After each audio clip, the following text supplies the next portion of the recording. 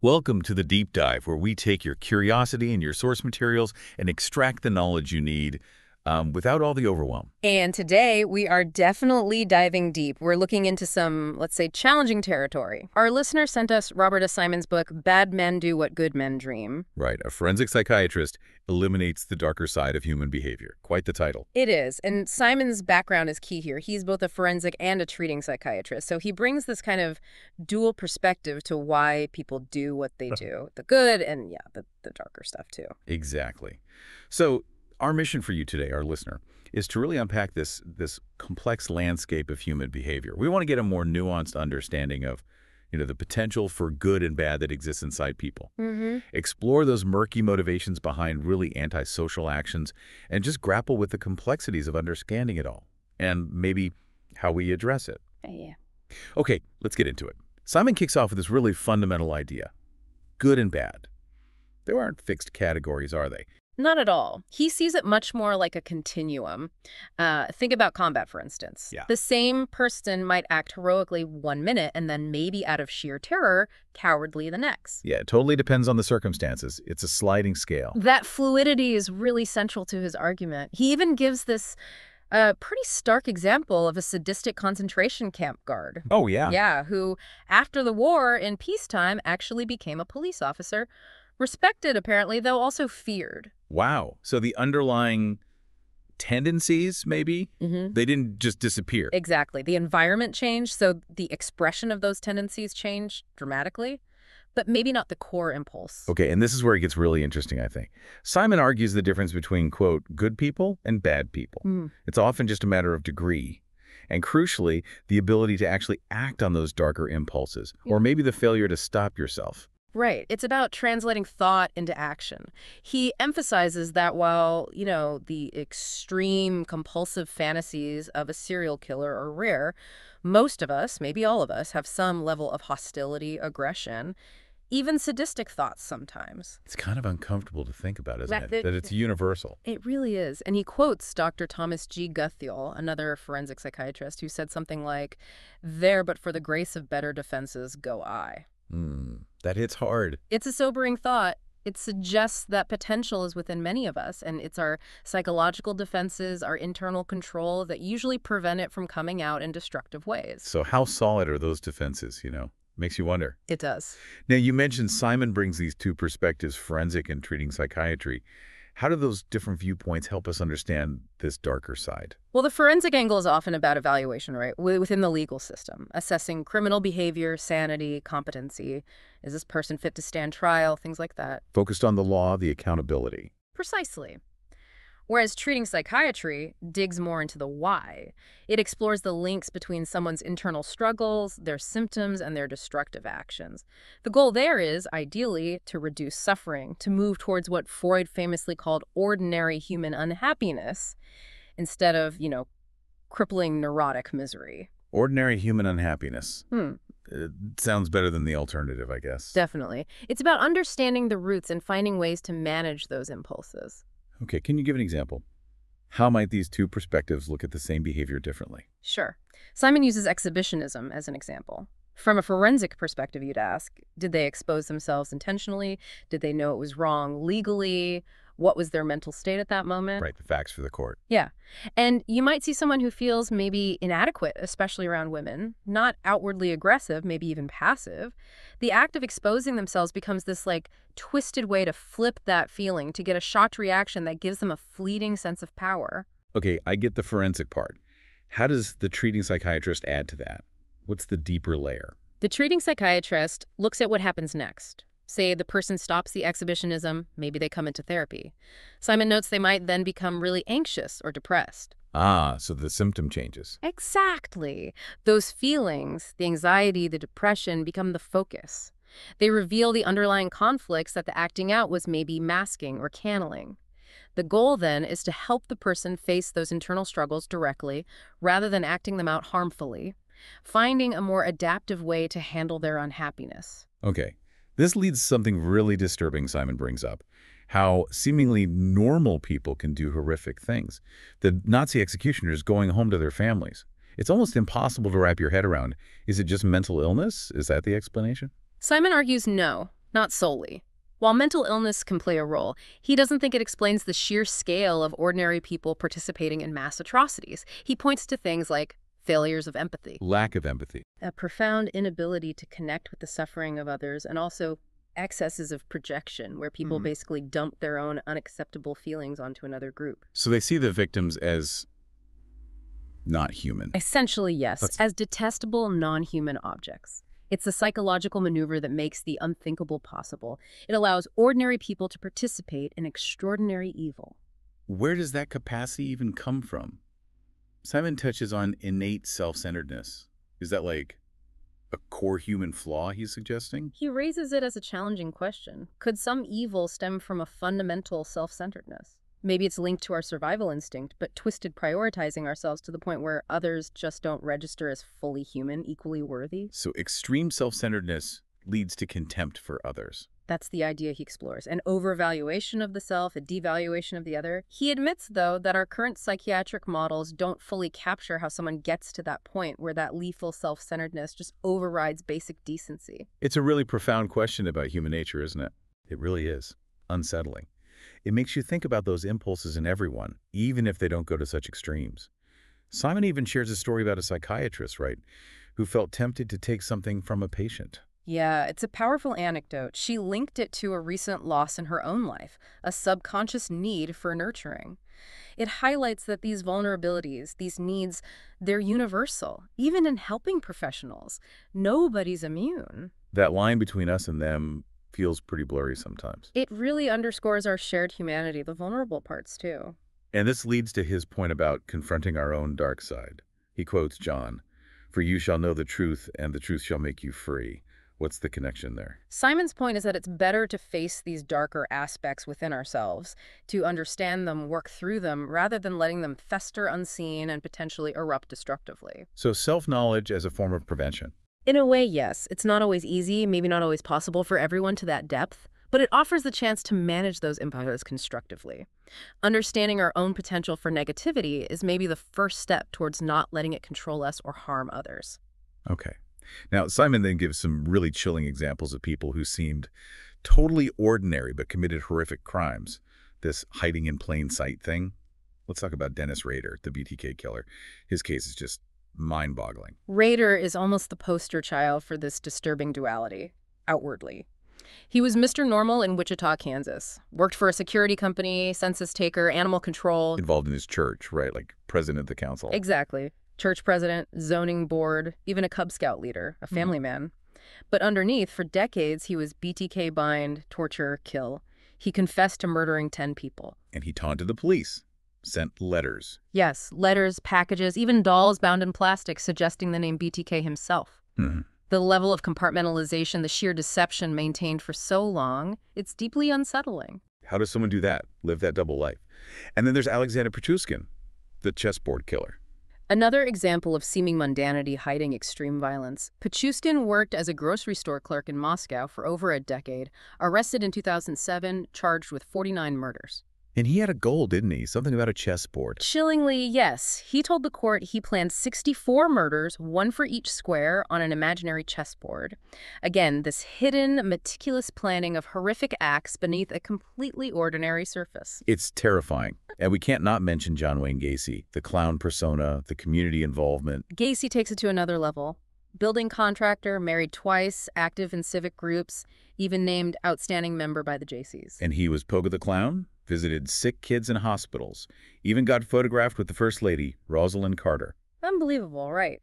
And yet a prolific serial killer who famously said, a clown can get away with murder. Yeah. It shows this shocking capacity for manipulation, using a benevolent image to gain trust and access. These cases just hammer home the importance of empathy, or I guess the catastrophic lack of it. Simon links this directly to psychopaths. How does that lack of empathy enable this kind of behavior?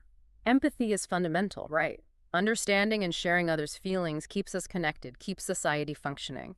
Psychopaths, though, they might understand intellectually what others feel, but they use that purely to manipulate. They don't feel it themselves. No genuine care or concern. Others are just objects, tools for their own gratification. For serial sexual killers, it's stark. They'll end a life just for their own sexual release, completely indifferent to the victim's terror or pain. Simon also talks about self-reference, how we relate to the world through ourselves, and how that's warped in someone like a serial killer. Right, we all use ourselves as a reference point. But healthy self-esteem usually allows for empathy towards others. Serial killers, Simon argues, often have incredibly low self-regard, deep And self-hatred. they project that. They project it onto their victims. It's this really twisted, perverse kind of empathy. They see their hated self in the victim, and then they torture and kill that projection. Wow. That's a deeply disturbing mechanism. So it's internal hatred turned outward with lethal consequences. Precisely. Simon then gives examples beyond serial killing, but still involving profound betrayal and harm by seemingly normal people. Robert Hansen, the FBI agent, spying for Russia. Hansen is a fascinating case of compartmentalization. FBI agent, devout Catholic, daily mass, Opus Dei member, appeared devoted to his family. But spying for years. For years, causing immense damage. His wife even confronted him. His penance, apparently suggested by a priest, was just to donate some of the spy money to charity. It just shows this incredible ability to wall off contradictory parts of life, to maintain normalcy while engaging in profoundly harmful secrets. And then there's the Walker family. A whole family involved in espionage. That sounds incredibly messed up, especially the father's background. Yeah, the story of Jack Walker, detailed in Pete Early's book, points to a really troubled upbringing. Alcoholic, abusive father. Jack apparently hated him intensely from a young age, even plotted to kill him. So early antisocial signs. Definitely. A friend described him as cunning, intrinsically evil, with this manipulative power. His adult life was chaotic, too. Affairs, abuse, trying to push his wife into prostitution, and then he ropes his whole family into his spying. It really highlights how early experiences and personality traits can create this trajectory towards destructive behavior. These examples really drive home Simon's point. Everyone has antisocial impulses, maybe small ones. The difference is whether we curb them. What allows most people to do that? Exactly. Most of us score something on psychopathy scales, but we stay within a healthy range. We might fleetingly want something that isn't ours or feel angry enough to lash out, but empathy, conscience, understanding consequences, these things usually hold us back. Psychopaths lack those internal brakes. They act, and the cost to others, to society, is enormous. So let's clarify for our listener, what is the clinical definition of a psychopath? What are the core traits? Hervey Cleckley's work is foundational here. He described traits like guiltlessness, no remorse, superficial charm that can seem very likable initially, egocentricity, extreme self-focus, incapacity for love, inability to form deep bonds, no shame, lack of insight into themselves or their impact, and crucially, an inability to learn from experience. They repeat destructive patterns. And the current term is antisocial personality disorder. Yes, that's the term in the DSM, Psychiatry's Diagnostic Manual. It was actually one of the first personality disorders formally recognized. Simon also discusses pathological narcissism in psychopaths. We hear narcissism thrown around a lot. How is it different pathologically in this context? It's narcissism ramped up to the extreme. Not just healthy self-esteem, but excessive self-centeredness, grandiosity, this inflated sense of importance, recklessness, ambition, completely untethered from reality, needing constant admiration, but also emotionally shallow, maybe insecure underneath. And this often leads to failures, right? Spectacular failures, often. But they rarely take responsibility. The two absolute core features Simon highlights for psychopathy are that lack of empathy and affection and repeated antisocial acts. Their self-absorption just blocks out everyone else. We saw that contradiction in Hansen, the outward commitments versus the secret, risky, contemptuous behavior. Exactly. Seemingly devoted, but also into pornography, involved with a stripper, looking down on everyone, FBI and KGB alike, believing he was too smart to get caught. That superiority, that disregard for consequences for others, classic psychopathic traits. What about prevalence? Simon mentions the numbers might be higher than previously thought. Yeah, earlier estimates were lower. Current research suggests maybe around 5.8% of males, 1.2% of females have a lifetime risk. It's most often diagnosed between 26 and 40, and the impact is huge. Maybe 20% of prison inmates are psychopaths, but they're responsible for over half of violent crime. That's staggering. In maximum security prisons, it can be 75% or more. Disproportionate impact is an understatement. Are there environmental factors, like childhood experiences, that seem linked to developing these traits? Research points to some correlations. Antisocial boys might more often come from larger families with lots of aggressive male interaction. Interestingly, having mostly sisters seems somewhat protective for boys. Antisocial girls often come from more troubled families overall than antisocial boys. It seems to be a complex mix of potential predisposition and environment. It makes you think about nature versus nurture, but also individual paths within difficult circumstances. Simon then brings up the Milgram experiment. How does that famous study connect to this discussion? The Milgram experiment is crucial because it shifts the focus from just individual pathology to situational factors. Ordinary people told by an authority figure to administer increasingly painful electric shocks to someone else. These kept going, didn't they? Most of them. A shocking number did, even when they thought they were causing extreme pain. It showed how powerful obedience to perceived authority is. Under that umbrella of authority, people could engage in behavior that looked, frankly, sadistic. It reveals how easily our own moral compass can be overridden by the situation. A really disturbing insight into group dynamics and authority. Simon then looks at professionals who abuse their power, starting with someone he calls Dr. Williams. What's his story? Dr. Williams is presented as this archetype of the exploitative professional. Charming on the surface, but deeply arrogant, neglectful yawning, even sleeping during patient sessions. Seriously. Apparently. He'd make up grandiose stories about himself, exploit vulnerable female patients for sex, for money. Healthier patients saw through it and left, but those with lower self-esteem often stayed, blaming themselves. It really shows how positions of trust can be twisted for personal gain. Complete disregard for ethics. And then there's Arthur Shawcross, the serial killer. What was notable about his behavior in prison? Shawcross is interesting because in prison, he presented as this model inmate, neat, clean, quiet, cooperative. Psychiatrists couldn't even agree if treatment would ever work. This facade of normalcy helped him convince a parole board to release him early.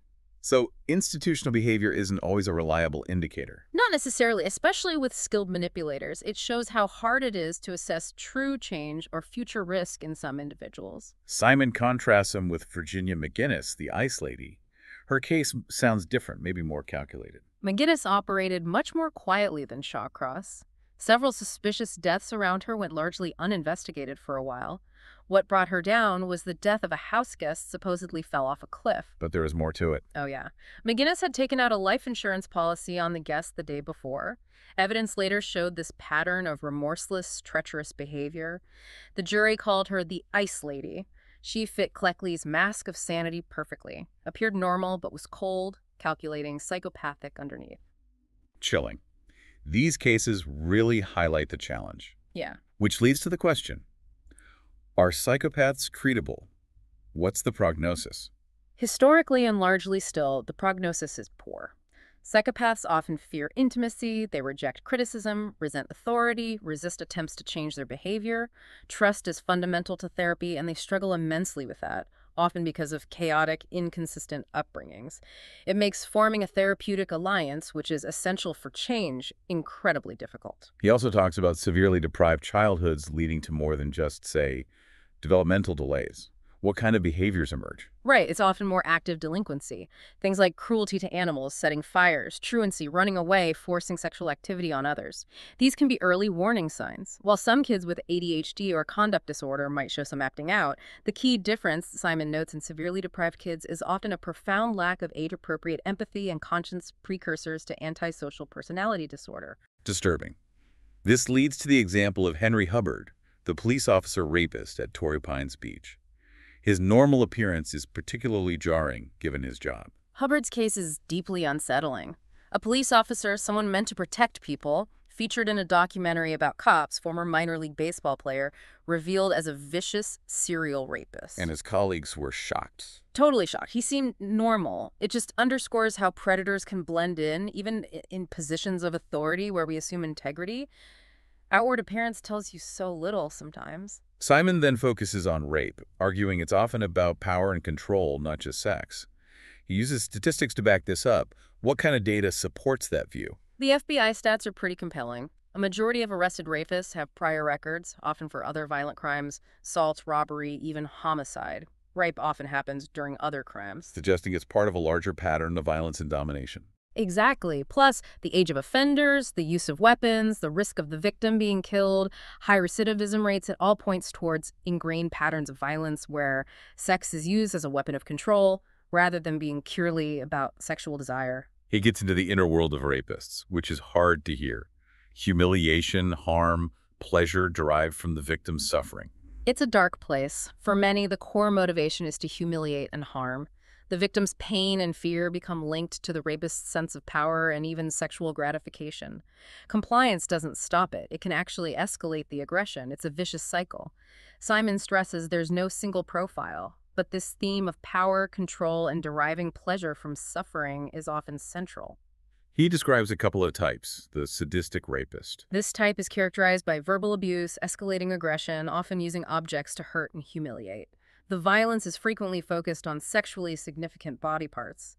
The victim's terror is the source of arousal. And the displaced anger rapist. How is that different? Their aggression comes from a different place, usually early abuse or deprivation. Sex becomes the vehicle for expressing rage and contempt, often directed at women who symbolize past tormentors. The victim is a substitute target. So less about eroticized violence, more about expressing hate. Generally, yes, the abuse might be more verbal, though physical violence, even murder, can happen, especially if they feel slighted or rejected in a way that echoes past trauma. Simon includes testimony from a survivor, Wilson, which really drives home the lasting impact. Yeah, Wilson's words are powerful. Loss of trust, constant fear, reliving the trauma. It highlights that rape shatters a person's sense of safety, their world. It's not just physical, it's a profound psychological wound. He gives some safety advice, too, which feels like a necessary, if grim, inclusion. Basic situational awareness, precautions when alone, hotel security, practical steps to reduce vulnerability, though sadly, no guarantees. Then there's the tragic case of Kristen Lardner, murdered by Michael Cartier. This seems to highlight the danger zone around rejection and early disturbance. Absolutely. Cartier's inability to handle rejection, his jealousy, unpredictability, history of abuse, clear early signs of disturbance, it all converged into lethal violence when Lardner tried to end the relationship. His subsequent suicide just underscores the volatility, a devastating example of intimate partner violence. Which leads directly into stalking. Simon says there's no single stalker syndrome. Right. It's more a behavioral pathway driven by different things, rejection, a need for control, maybe mental illness, like delusional disorders where they believe a special relationship exists. Often they're loners with intense abnormal fixations. And the link between stalking and intimate partner violence is terrifyingly strong. It's incredibly strong and deeply concerning. A huge percentage of women killed by partners were stalked beforehand. Even reporting it doesn't always prevent tragedy. Domestic violence is often the precursor. Stalking frequently starts after separation. The statistics on women killed by partners are just horrific. What about the psychological profiles? What kind of issues are common among stalkers? A large majority, maybe 80%, have a diagnosable mental disorder, personality disorders like borderline or narcissistic, psychotic disorders, mood disorders. Substance abuse is a factor in about 10%. And the rest are often just described as extremely upset or angry individuals. And stalking seems quite prevalent, impacting many lives. Estimates vary, but it's certainly a significant problem. Hundreds of thousands may be stalked at any given time in the U.S. Most victims know their stalker, and it often escalates from seemingly minor things to threats and violence, completely upending the victim's life. Simon mentions Park Elliott Dietz's research on celebrity stalkers. Any interesting findings there? Dietz found that celebrities perceived as nicer, more approachable, like the girl next door type, actually attract more stalkers than those with a tougher image. That's counterintuitive. It is. The tragic murder of actress Rebecca Schaeffer is an example. Her stalker misinterpreted a standard fan letter response as personal interest. Dietz stresses confrontation rarely works. Complete separation is usually the only deterrent. Going back to Michael Cartier, his background sounds like a textbook case for developing severe problems. It really does. Early issues like harming animals, fire-setting classic red flags, apparently denied by his mother, residential treatment centers, intense bitterness towards his mother, threats, a pattern of abuse, then seeking help because he felt unloved.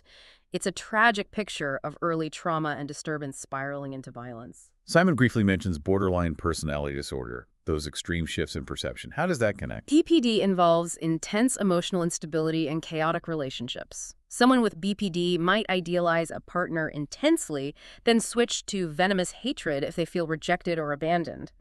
This emotional roller coaster can fuel obsessive behaviors, including stalking, driven by that fear of abandonment and rage. And schizophrenia. Can people with schizophrenia stalk? It's less typical for sustained, organized stalking. While delusions can make someone dangerous, the disorganization often associated with schizophrenia usually prevents the kind of focused, planned effort required for persistent stalking. There can be overlap with some serial killers who track victims, but the core motivation of typical stalkers, often relationship-focused, is usually different. The impact on stalking victims is just devastating, as the Andrea Evans case showed. Absolutely. Losing jobs, social isolation, psychological trauma, property damage, having your reputation smeared, being forced to move.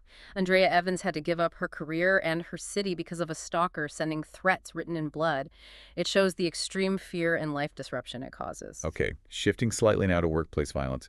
The John Luigi Ferry shooting at the law firm, that's a different kind of darkness erupting. Ferry's rampage, killing and wounding multiple people at a firm he seemingly had a past grievance with, represents that terrifying potential for violence from disgruntled individuals in a professional setting.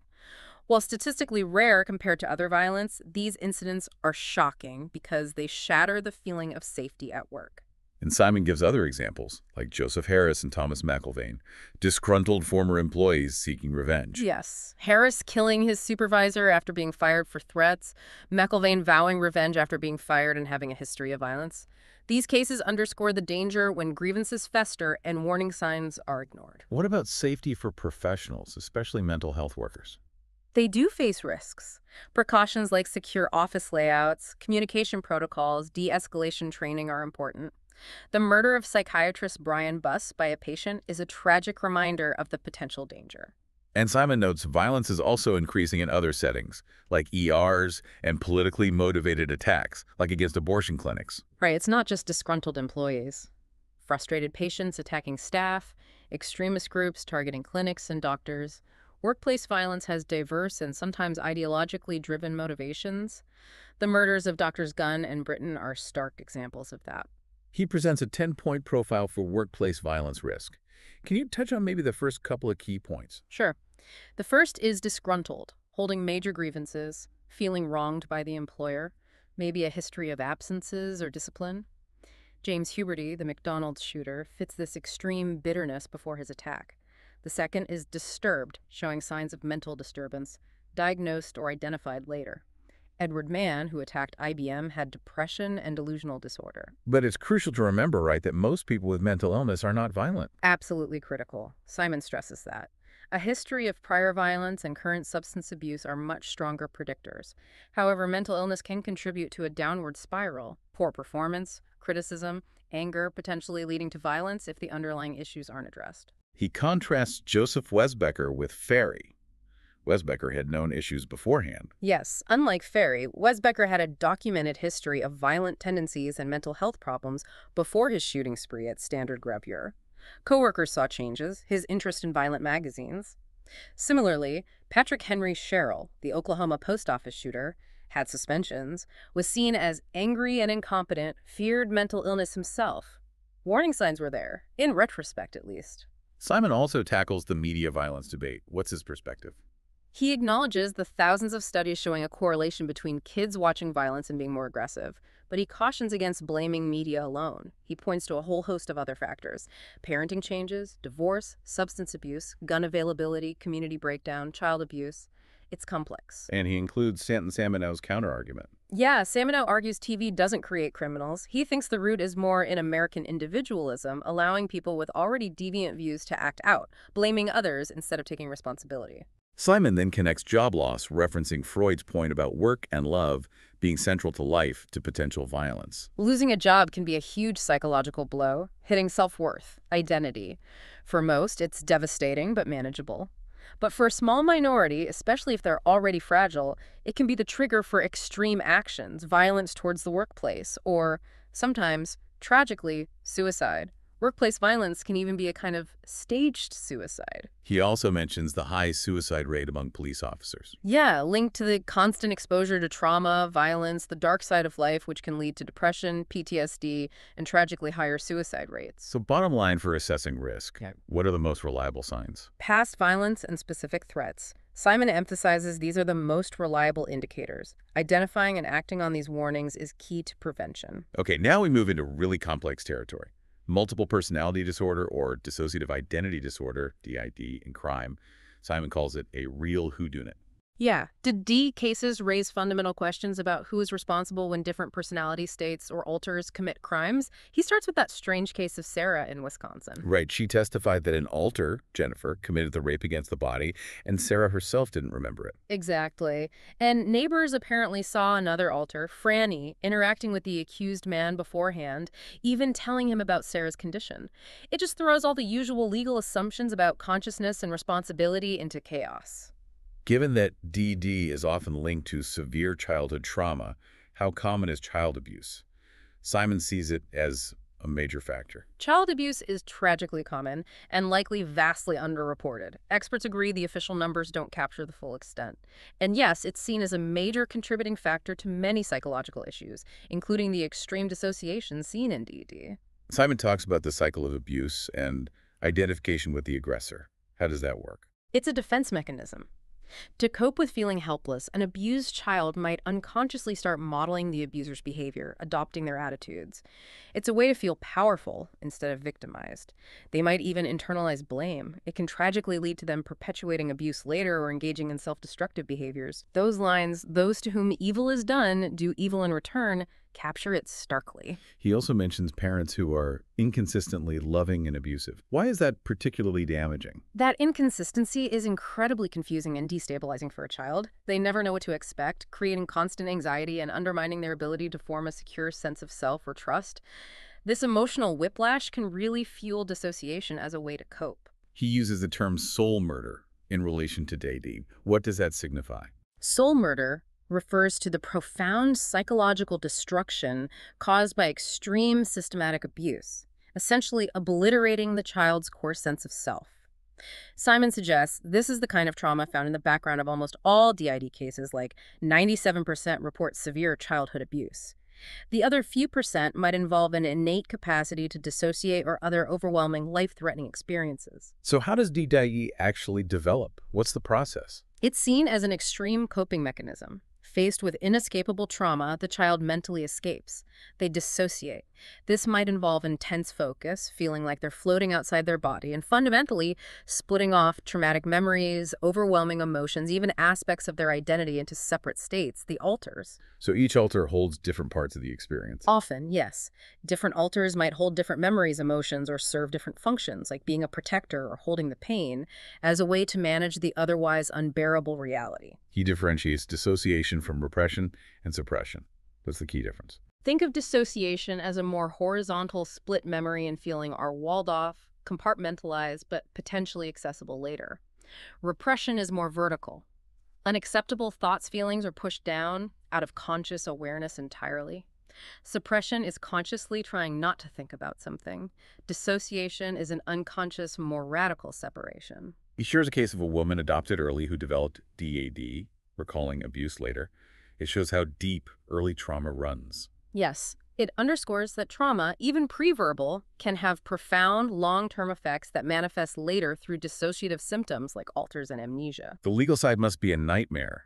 He mentioned some key cases. It is incredibly complex. Early rulings like Grimsley and Kirkland tended to hold the whole person responsible, not parsing out alters. But then the Milligan case resulted in a not guilty by reason of insanity verdict, arguing the host personality was unaware of the alter who committed the crimes, an alter formed due to childhood abuse.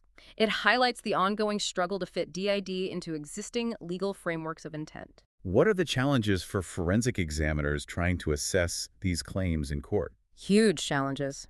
Trying to prove the existence and autonomy of alters, figuring out who was in control during the crime, whether that alter knew right from wrong, it's incredibly difficult. Amnesia is usually not a defense on its own, but it's central to DID. First-time claims in court face intense scrutiny. A prior diagnosis helps the defense. The Kenneth Bianchi Hillside Strangler case seems key regarding faking DI. Dr. Orn's testimony was crucial there. Very crucial. Ornan questioned Bianchi's claim, pointing to no prior history, a dramatic presentation, inconsistencies. He even subtly suggested to Bianchi how many alters people with DID typically have, and Bianchi then developed that number. It really highlighted the potential for malingering, for faking the disorder to escape responsibility. But Simon notes that hiding DID is actually more common than faking it in legal battles. Why hide it? People with genuine D often have deep-seated trauma and mistrust.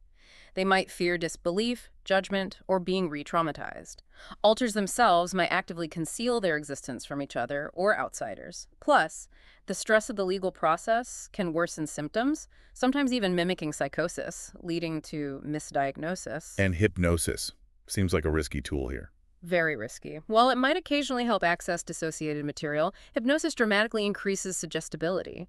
Memories retrieved under hypnosis are legally unreliable in many places. There's a real danger of inadvertently creating false memories or even encouraging the personification of different self-aspects as distinct alters, misleading everyone involved. Okay, moving to another deeply disturbing area. Sexual misconduct by therapists and other helping professionals.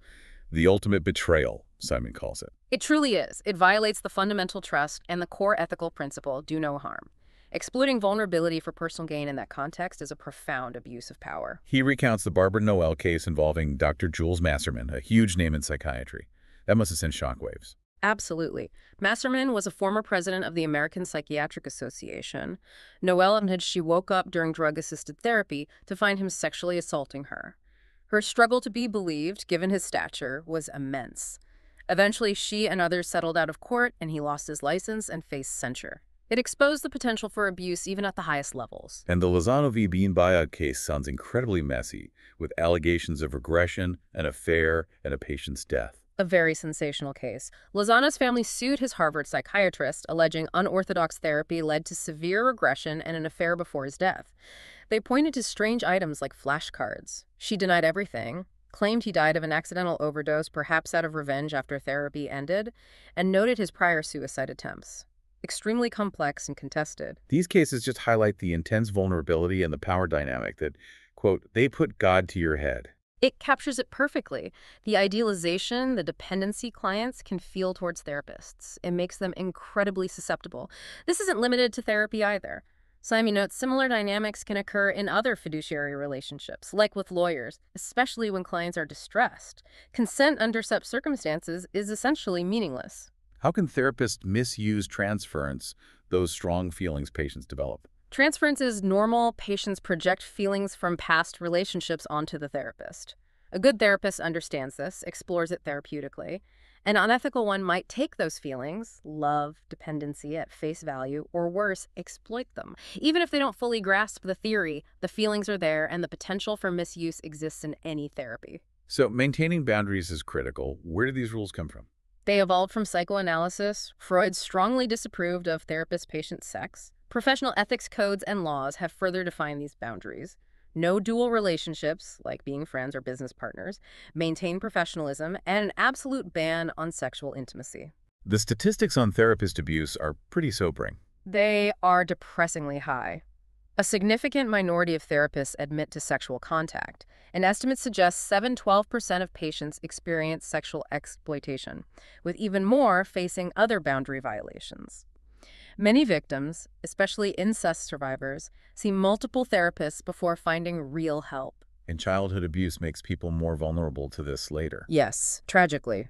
Survivors might have distorted boundaries, a tendency to sexualize relationships, low self-worth, or even dissociate when approached inappropriately, making them easier targets for predatory therapists. They might unconsciously test boundaries too. But the responsibility lies with the therapist, right? Absolutely, 100%. The therapist must manage difficult dynamics safely and ethically, or refer the patient out if they can. And the harm caused by this kind of abuse is immense. Enormous. It often makes the patient's original problems worse, creates new trauma, damages their ability to trust or form relationships, ruins future therapy possibilities, and can even lead to suicide. When the bubble bursts, often after rejection, the sense of betrayal and rage can be overwhelming. Okay, let's shift to the complexities of suicide itself. Simon uses Vincent Foster Jr.'s death as an example where the simple explanation wasn't enough. Right. Initial talk focused on professional pressures, but a deeper look suggested unrecognized severe depression and panic were likely key factors. The official ruling was suicide, but it highlights the need to look beyond the obvious. Marilyn Monroe's death also remains controversial, doesn't it? Doubts about whether it was suicide. Exactly. Officially probable suicide, but inconsistencies in the investigation and forensic findings, drug levels versus stomach contents, lack of needle marks have fueled speculation, accident, murder, for decades. The lack of a full psychological autopsy leaves questions unanswered. And Robert Maxwell's mysterious death. Lots of theories there, too. Suicide, accident, murder, natural causes, all complicated by huge insurance implications. He was facing utter ruin, disgrace, potential jail time. A shame suicide seems plausible given the impending destruction of his empire and reputation, but the odd circumstances around his body fueled other theories. Simon even floats to D as a remote possibility for a murderous alter, just showing how complex these things can get. He also gives the case of Angela, initially ruled suicide, later looked like homicide, emphasizes careful investigation. A crucial case. Initially seemed like suicide by hanging, but conflicting evidence, then uncovering a history of spousal abuse, stalking, threats from her husband, it completely changed the picture. Shows why assuming suicide without rigorous examination can be dangerous. These examples show the spectrum of suicidal thoughts, from fleeting ideas to determined plans. Right. Many people have fleeting thoughts. Then there are suicide attempts, a major risk factor for later completion, and maybe gestures, which are often desperate cries for help. Nietzsche's quote about suicide being a consolation speaks to the depth of pain involved. Statistics show it's a widespread issue. Simon shares that story of the woman surviving an overdose due to hypothermia. Shows unpredictability. Exactly. A chance event saved her, and she never attempted again. Suicidality can fluctuate intensely.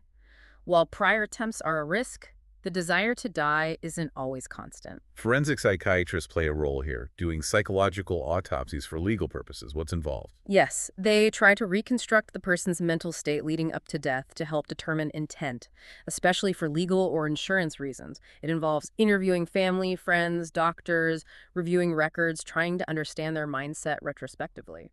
The intentional injury exclusion in insurance policies makes determining intent critical but hard, right? Especially with mental illness involved. Very hard. If someone intentionally kills themselves while of sound mind, insurance might not pay. But since 95% of suicides involve a mental disorder, was the person truly capable of forming rational intent? Did they fully grasp the finality? It's a huge legal and ethical gray area. So what do they look for in a psychological autopsy regarding intent? They assess the capacity to 1. Conceive of the act, 2. Plan it, and 3. Execute it. A deficit in any phase might negate legal intent. Also, severe mental derangement, like delusions believing you can fly, could mean the person acted without true suicidal intent, even if the outcome was death. He gives the example of the chairman staging his death as an accident for insurance. Intent was still found. Yes. Despite the deception, the psychiatrist concluded he had the motive, protect family, the plan, staged accident, and executed it purposefully. Even without a major mental disorder impairing judgment, the conscious choice was there. Suicide intent was clear. Simon also talks about the execution phase. Bizarre actions during violence might indicate a disorder affecting intent. Right. If the act itself is disorganized or uncontrolled, it might suggest severe psychiatric impairment. The rancher planning murder-suicide but messing it up due to rage and alcohol, killing someone else unintentionally. The court focused narrowly on the lack of intent for that specific outcome and denied the claim. And rage itself is fluid, shifting between self and others. Highly fluid. Anger at others can turn inward to self-harm in an instant, or suicidal despair can flip outward into homicide. Very unpredictable. He then mentions the Branch Davidian siege at Waco, suggesting mass suicide. Yes, evidence indicated fires were deliberately set from inside, likely part of David Koresh's plan for a final apocalyptic confrontation involving mass suicide. This leads into killer cults. He says the leaders are often deeply disturbed. Often psychopathic, psychotic, or both. They shape the cult over time through their charisma and control. And location matters. Isolation is key. Isolation is often key. A remote, self-contained location helps maintain control, limit outside influence. Cults with many branches, more contact with the world, are less likely to become killer cults. They promise salvation in return for sacrifice. Big promises, healing, enlightenment in exchange for money, labor, absolute loyalty. It makes members devalue their own needs and critical thinking, becoming dependent on the leader. What are signs of a sick or dangerous cult? Authoritarian leader focused on their own power, money, sex. Fake altruism. Scary apocalyptic messages with exclusive benefits for members. Exploitation, mind control, censorship, isolation, creating an us versus them siege mentality. He uses Jim Jones, People's Temple, and David Koresh, Branch Davidians, as prime examples. Both exhibited extreme deviance. Jones's white knight suicide drills, delusions of being Chris Lennon, armed guards, paranoia. Koresh's apocalyptic prophecies, suicide rehearsals, increasing tyranny, paranoia, control at ranch apocalypse. Simon explains projection, blaming others for your own unacceptable feelings. How does that work in cults? Leaders often project their own paranoia and aggression onto the outside world, convincing followers that outsiders are evil and threatening. It justifies the isolation and tight control. The example of John projecting his own fear of aggression onto his hunting buddies illustrates the basic mechanism. He then touches on Islamic fundamentalist terrorists, the holy warriors. Yeah. How does their mindset fit in? Radicalized by feelings of injustice and rage, they see martyrdom as the highest calling, exchanging earthly life for paradise.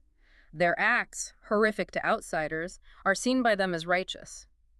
Simon acknowledges the difficulty for a Western psychiatrist to fully grasp this mindset, but notes the universal pattern of people doing terrible things in God's name throughout history. And he predicts more killer cults, rooted in that tendency to project darkness onto others. Yeah, he thinks that fundamental human tendency, seeing evil out there that must be destroyed or escaped via suicide, will continue to spawn such groups. He mentions Aum Shinrikyo in Japan, whose guru's paranoia led to the sarin gas attack. He briefly revisits serial sexual killers, driven by sadistic fantasies. Yes, intense, sadistic fantasies where victims are just means to an orgasm. Very different from mainstream fantasies. He names Ridgway, Dahmer, Bundy as examples. Finally, Simon offers a view on mental health.